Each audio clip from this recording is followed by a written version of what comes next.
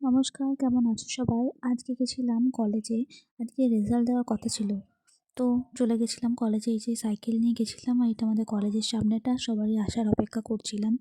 তারপর আমার আরেক বান্ধবী চলে এলো, দেবলীনা। ওকে বলছিলাম হাই বল। তারপর একটু অপেক্ষা করার পর বাকি দুজনও চলে এসেছিল।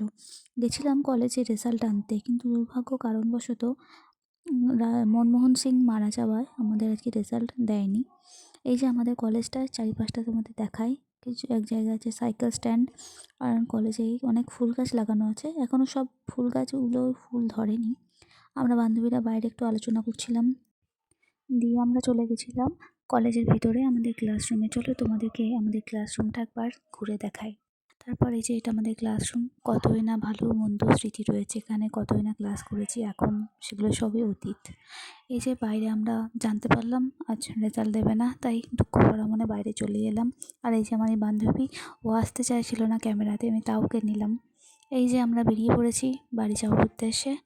আর আমি প্রথমে গেছিলাম কাটোয়া, তো কাটোয়া থেকে গেলাম ডাকবাংলা আমাদের রোডে। তো একটু চা খেলাম, চা তো খেতেই হবে। তারপর দুজন মিলে চা খেয়ে আমরা বাড়ি চলে এলাম। তোমরা কারা কারা চা খেতে খুব ভালোবাসো অবশ্যই জানিও। আমার তো ভীষণ ভালো লাগে। আর ভিডিওটা লাইক করতে কিন্তু ভুলো না। ধন্যবাদ সবাইকে।